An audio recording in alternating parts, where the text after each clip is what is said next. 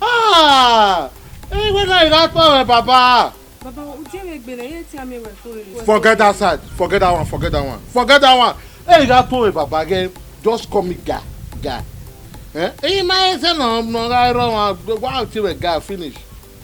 Wow. Baba. Oh, I go one way. See, it I will go.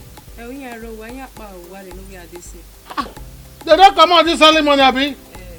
Hey, now so quick there. You want to work back? Okay. Concerning my work, talk to me. Why you talking? Baba, do you agree? Let's say. Mini. But me, I got you where we are paying million. Depends. Depends on the matter here. Yeah. We know what you're eh? You can't jam young. I don't know what money you're not young. Get we never know where you make up with me. Message when we were so. Where's the Betty Vessel Panoroa? Just come and wear your name. Don't get me making us talk. So, what can you get here now? Wow, do we well? Do we wear them? Can I do? Yeah. Wow. That's the list. Ha! Rest. Where they were trapped, wait, like my what do you have to do? See, we'll go ahead. See, get everything more good. No, man, no go stress you. Man is stressful. We'll go ahead.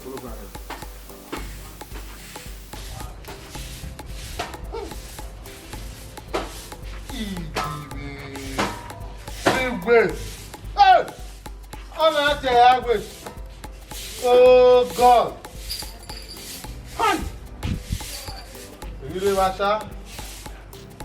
Who did the way now? Who did the way? What did the way now? I'm not walking the water. For making a walk, eh? Oh.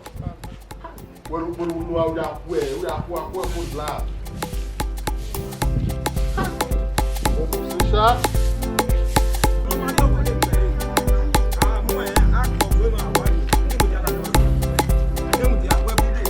Oh, guys, okay, we go football. You don't go anywhere. Where? And then the game meal and me mostly. Here we are log mostly. And then the game meal and me mostly.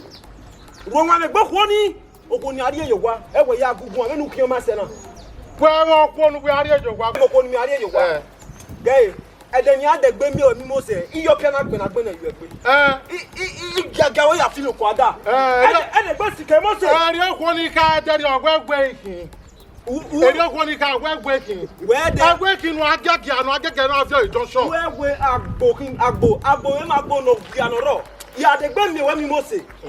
Ah, it Gagawa. If beggar were when we're watching on there, a walk one. Oh, when that be more little when there. Walk one. Oh, Toge. Okay. But, in my blame me where, I don't know what people say, None that year is Yako, no Pimose, or I get your penny. We are yet threatening him. I might go back. Who are going to get threatening him? Who are going to get threatening him? In my blame me where, who will not wear a jar or boy. Just.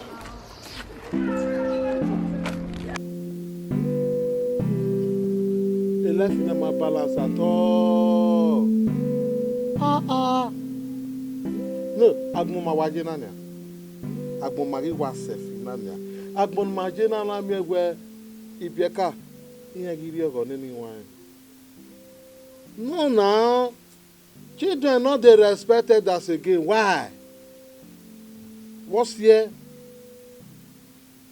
Oh, where am I going? Me. Do your prayer, Gagama. Me.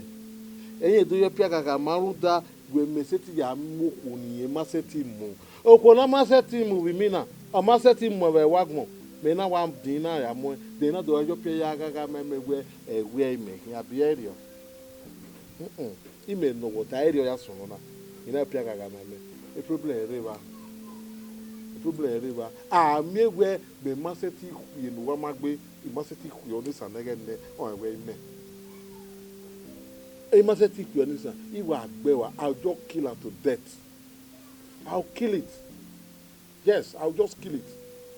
Because if you can't get respect no one, Emma when they say Timbo, me I go carry the woman when no fit carry. Then he call the terminal say he want use cutlass te who join me.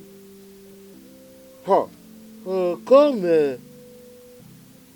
He ain't down for me. I go tell that boy say I reach. I go kill him. Off for me. La go tell him. They go down up here. Hey, go where you at, Donna? I'm managing. Was it not? Yeah, really. Who you managing? What is Susan? I really because it's away. Let me be at it. Oh, Tablo de Meya, Meya, if you want. They are doing more than you. Why we pay not in a shop? If we never have been away, every do we have been here. I can't. We not about a year. Yeah. Oh, have a walkable one. Anyway, when you have our married on Sinagba here, I might in a video. They would not be out.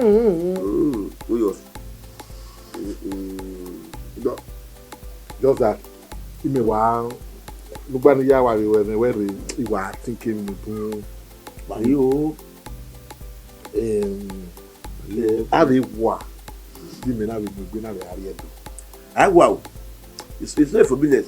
I had a water. I don't know anything here. Maybe I go away. Maybe I go away. Maybe I'm going to go about I talk one on one together. No, I mean, I'll tell where a bear now women. A big village now, what can I mean? Okay, I will buy you. Oh, yeah, what is it? You near you. I do.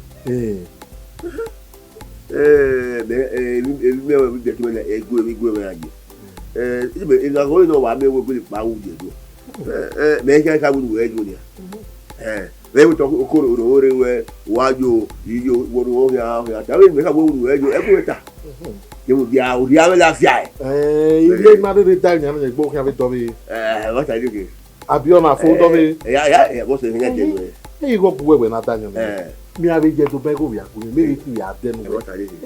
Obona Same Kubona, Bona Same Kubona. All body clean. You know. They would be attack there. Easy. That we are. One for one would have I.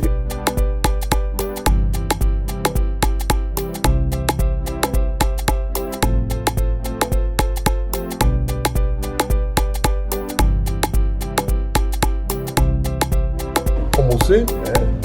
Tipo uma coisa que ia fazer. Como o ano de que vai me que vai ser com o que agora é com o eu. E que tu vai? Agora vai lá que eu não tô muito bem não. É onde gura wa né. Para ver de mudar a de bom mamu gbeso.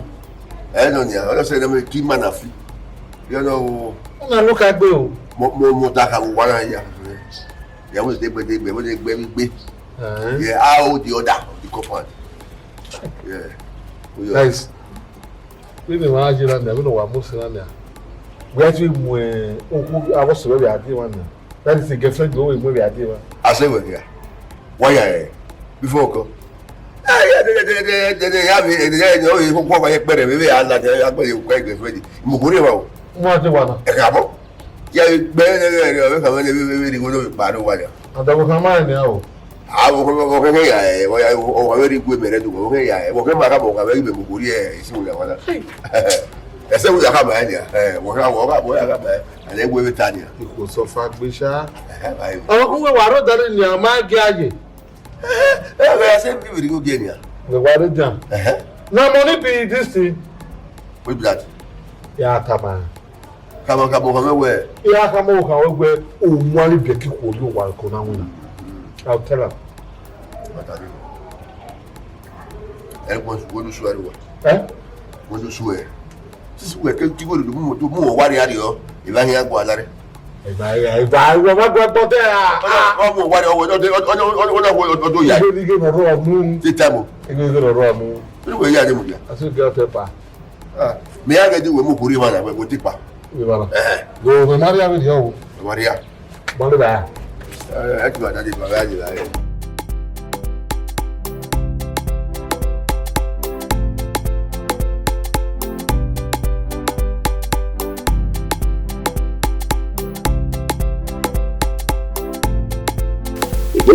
gbófin ṣá àwọn ọmọ pàgbé ní ìyàwó màá mú fẹ́ ọ̀rẹ́ ìlú ó bẹ̀rẹ̀ ọwọ́ àkówà Ètò ìwà àgbọ̀ mi. yàtọ̀.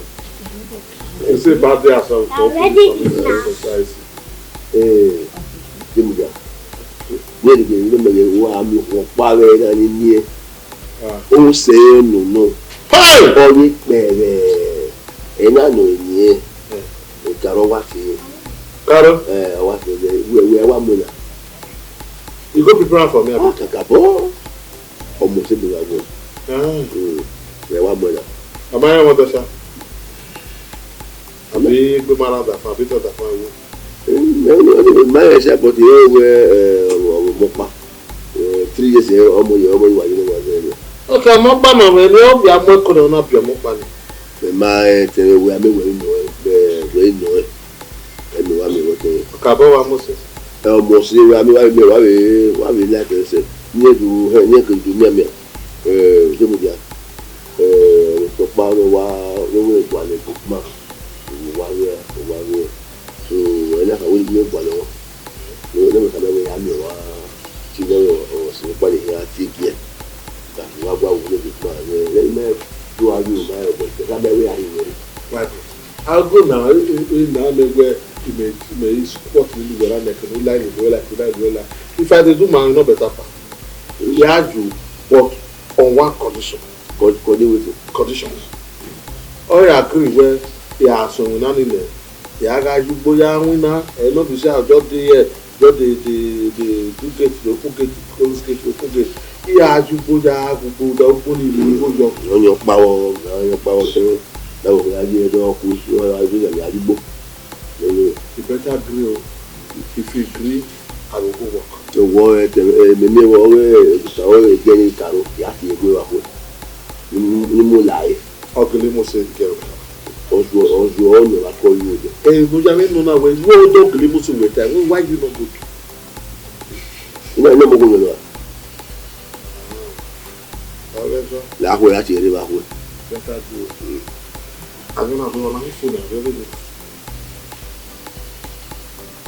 Ìgbà náà dá wọn náà wọ́n kò bù ú. Pé wọ́n yà fún yẹn. Ṣé mo jà pé à ìjẹ́ni wa mú wá wẹ̀ sí. If you can one now like 3 or 4, if you tramadol by your one arrange your house. Church. So I know they do like that to find almost. You don't have any there to work here and you can model like that. Ó ṣe ọ̀rọ̀ ẹ̀rọ owó ẹ̀mọ́ lè kí ayọ̀ yìí ẹ̀wọ̀ àdìsí ayé. Ẹ̀sùn ṣe ayé. If I want to, I don't want to make Forget about business. Ṣé wá ní ayé. I don't want to make ugly woman for me. I'm emotion. I could not get married emotion. Which the one for? That's what it is. Ó bí wọn gbogbo náà rẹ̀ wọ́n lákàtí ọ̀wẹ̀ fún ẹ̀kẹ́ kò ní ìdìbò náà. Ẹ̀kọ́ owó ẹ̀kọ́ dúkú.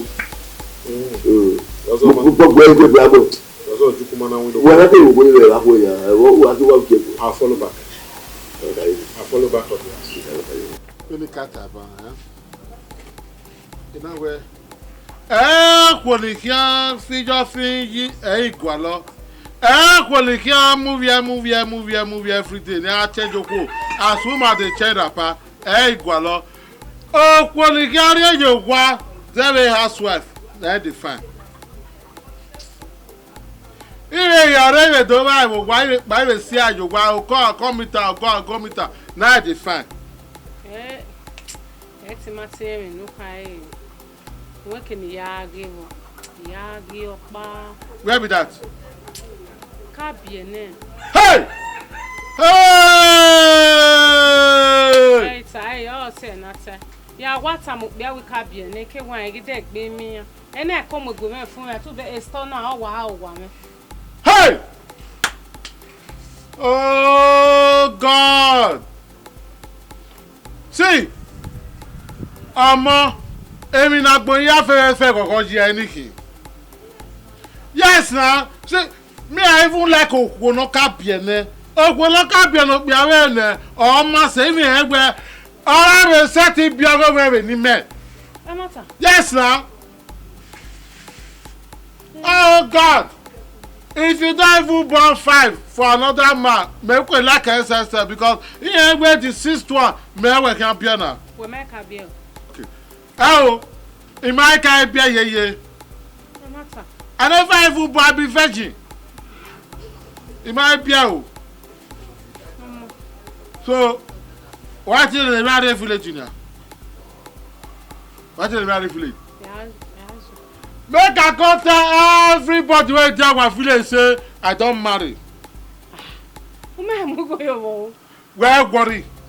Well, what's up with the boy you call the ruda when me want me when ni me consider where me marry when. The problem is. See, as I just been here, anything we when me I ready to do. You look by run wow. When we get on your we have problem because you don't get all your own stuff. You now win and me go your support up there. Eh? Okay. When I mean when I where to look criminal man where your cream don't finish say you want bleach. You want like a black when you're now. Eh? So anything we need in here or a soap no ya akwe to maintain the black abi. Carry soda for them. So that now. Now me say when you carry soda no ya akwe so that you maintain the black. Thank you. Now they give your family.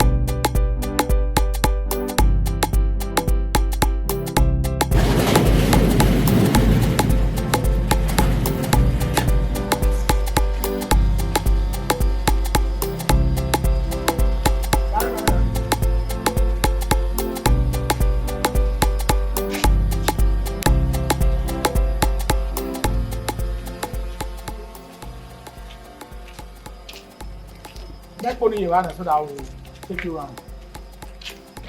You want to hire a room.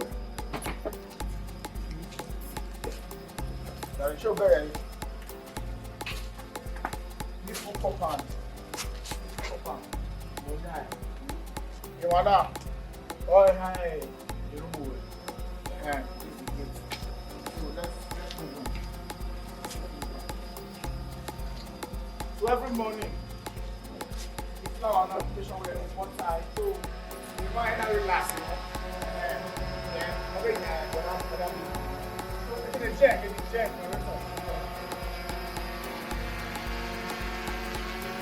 maybe don't go, you do a whole lot.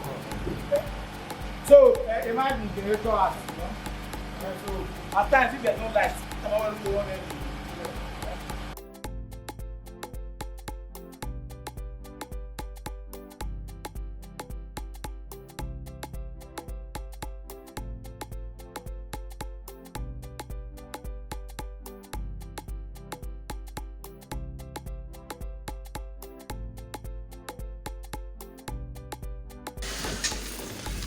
Baby, my baby boy is kicking.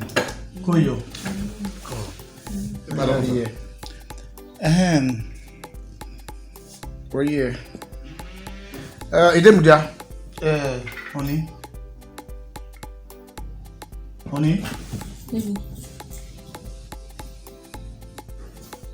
Idemudia.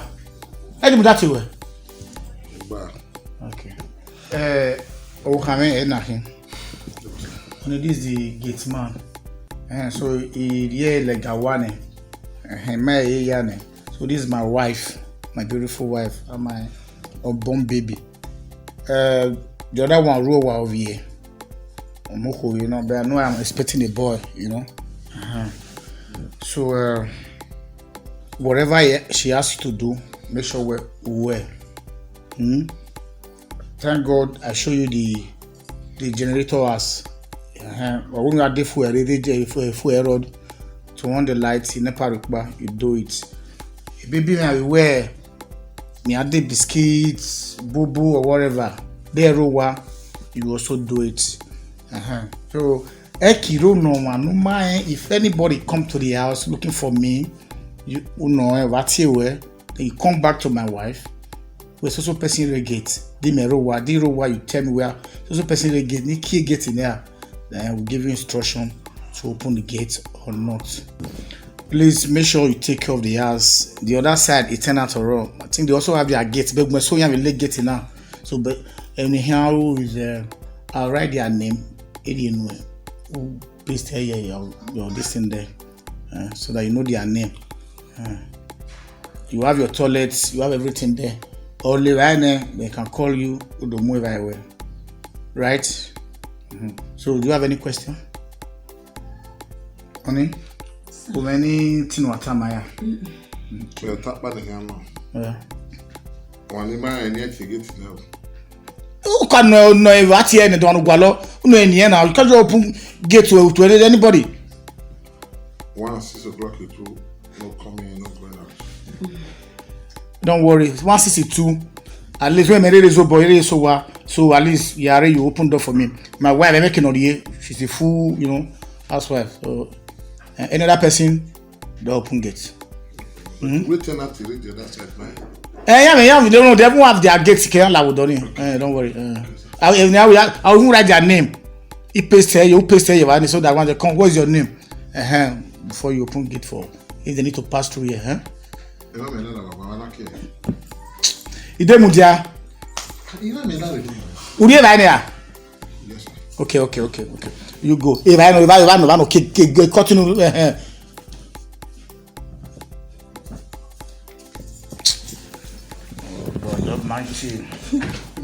So, what do you have for dinner?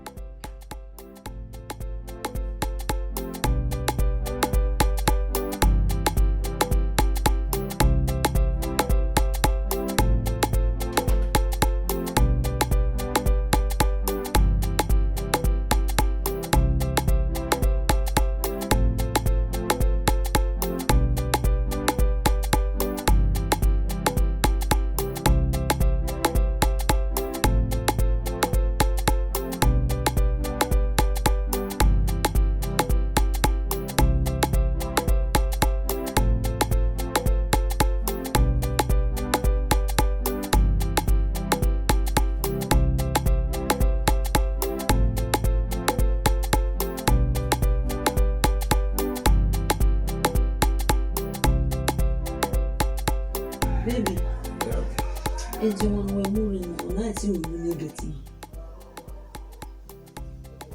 Why? Me too we complain. Yana be as get my all this as boy, young boy. Oh, I really no. Una worry when what to say. No, I am with your man. Maybe I say again. You are giving la red one day biscuits in on me. On me no gene. On your Roma. Oh God. Okay. Do my like it. You are going to know the good with it. Baby, that would be better. You are the young person. Now it's a girl. Go and buy for it. Take my, buy biscuit for my baby. All this. And see it now. Like him, pause at least, or we advance in here. When we're in life, if we go and always soon, you understand? All these young boys, young girls, they are something else. We're not so now. They watch television, we never Facebook. All those evil are everywhere. Remember, you are pregnant. You understand? Yeah, I'm going to boys in the banner. Before you know it, anything can happen. But me, I don't want something to happen to you. When at least at the time, a pregnant woman, whatever, anyway, different thing. You understand? So that's why I just prefer him at least a little bit, elder. You understand? Or do you want the same young boy? If you want young boy, but I'm just afraid because of the evil that is.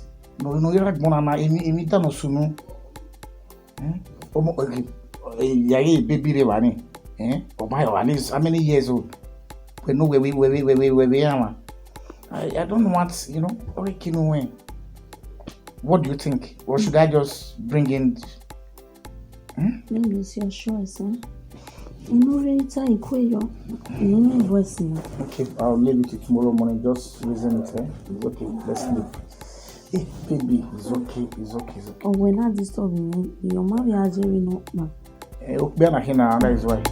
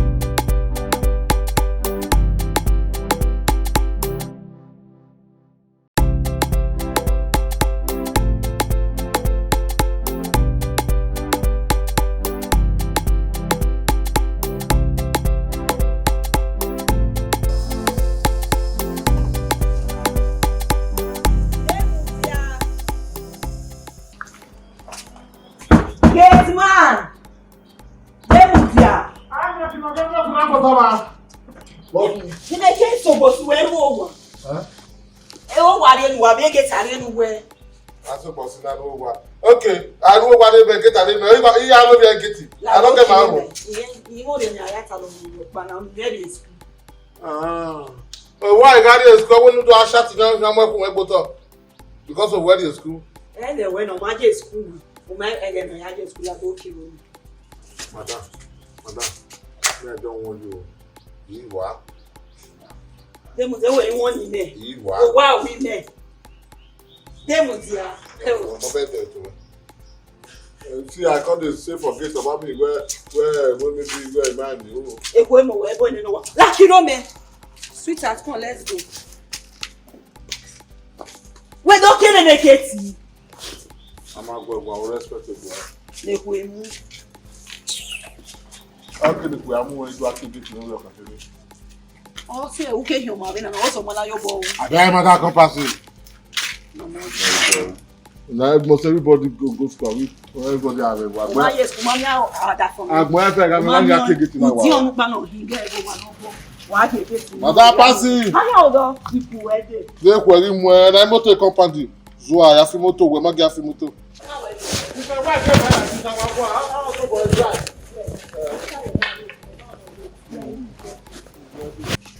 You know, take time. I'll tell you what me traffic. Moto full company, man wan ka ya fi. You were to carry belle the car dey go school.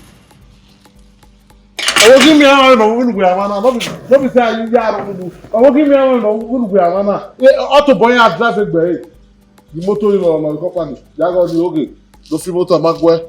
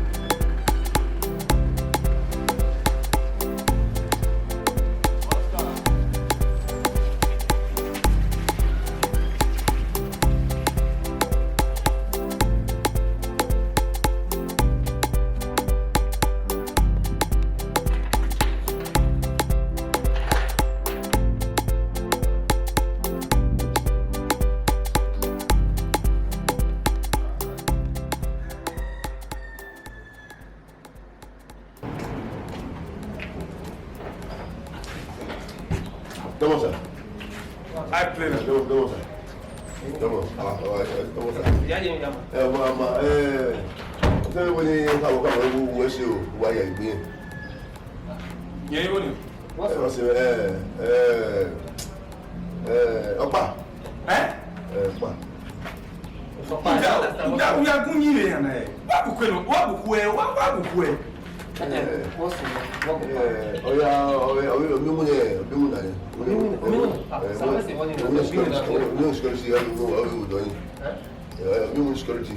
Where we all in security. What's the way? Man, after that, no way. Buy him. Not the copy for person. A bad one for the thing. This guy to me, I swear.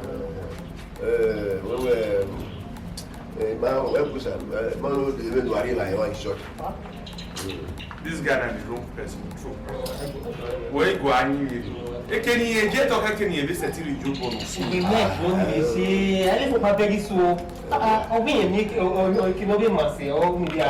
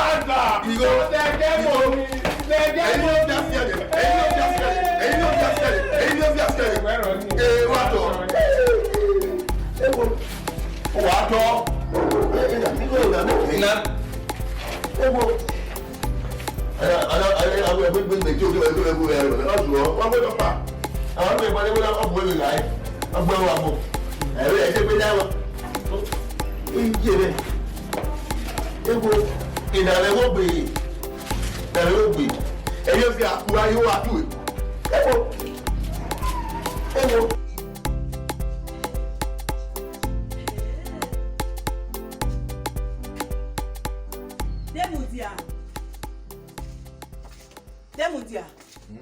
E get to work here on ni amega yala wani adovine ni abi.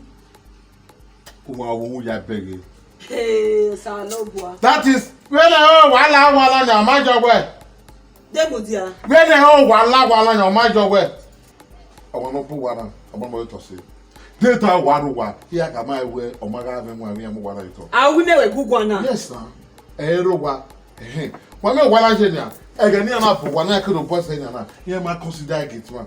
Without that thing I wear a get one, I need to when I am official get one. Oh, yeah, what do I get? More saying an above and up. You want this avenue. Eh, my blue was without me where I was working. I knew him. Keke was he might blame me well. He might blame me well. He wire Gualim winner. Gualisim na palo one young winner. Near amigo, near ya supported the family, near ya supported that thing, or where you or where no way we are here with a okay, about 1 go me. We are here with a bar. Everybody, a battle guy wiki bar. A battle guy wiki bar. This are what I want. He can marry where in Yalway as for him. A battle of talk, a battle of my motor, a battle guy wiki every battle in there. Imo de ya go etalo ba be no pie gate na na yare o ma we ya pie we na big gate man e na big gate man already after say what a man can do woman can do it better ya pie gate ni me ya pie gate no ni ma ya sa no e ba was am thank God was am all that way all asame because let me tell you here time said where osalobo ahia punish okpe no man or here punish okpe no man all you go no useless no man leg be even we dey na gate man me Man, egwe ogwo wekina we okwa agbon ya we okwa agbon that okwa agbon ki o kin wa dey supportive to the husband because a bible wey tell say we okwuri yobo no pia everywhere dina dey papa we na how any beg okay ga nya awu ni a ofine ma kija no mi ona okwa agbon de ne ogwe te na we ka ma egwe okwo no me gbogwe na wuto we gbogwe no gbogbo no go wodo ewe wa dina ene gbe na wo mi bata ro wen ogwe ni na iri e isweju e je ro pa iwara re Ede no pa one day. E no ya we dan won. Na to just tell us say no ri dan motel. No ya gwa la shawo pa de gbe oko. No ma se we. No di wa se wo. Adafime. Yes sir. Mi ata my be na no hu we wa na roki. Baba na no hu we. Be na no. Mi a reka for that for ya bote. Iwe no gbe to re nu da e no gori e ni e to re ya ku ye. We ti bu ebu de. O wa gbe tu na gbon wa ma e. Imu re ni aya bu eta lo because OAK de na won egbe ni. Ike gba na gba gbe no ku gate na. Ya ku ye to a ku ye.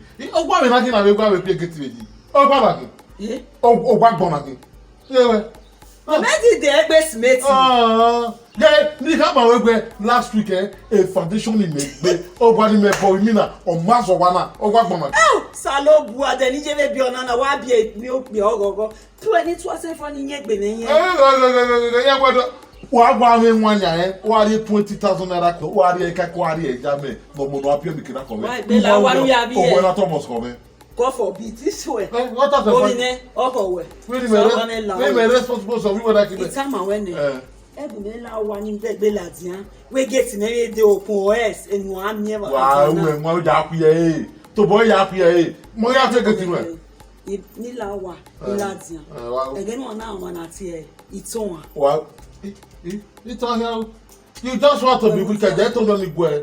Ruda esugusugu tu edegbe mo esugusugu tu de no ka je na da ya no be demudia ayi edebe ba demudia o we agebe Ogbeni ke yo go say hanu manu egu me face we ya face we uje degbe wa na mudia he wo wa ma mu o mi ya akwelo mo se ke le degbe we ni na le o we na gere kiri Hausa azaga wa gbo ya ka ma wa we ya ka ma wa we gbe ani e dollar lu bi e se no da fo ni ene all lu e no lu e na itakwe nda do no pia na igi bi ene e de no we gure ko ya wa you just sleep you no go wake up because e man na ogwo na lu e bon gbe ke boke ya se o ya lu e o gba be na ki gbe bi o wi mo ko ajo wa na o gba na ki mi aboku ate o gba na ki iwa ya be duplex dey gate man abe one room apartment we na gate man be that for azaga agba ko Kenya okuno we bodu no buri wa de to na mother for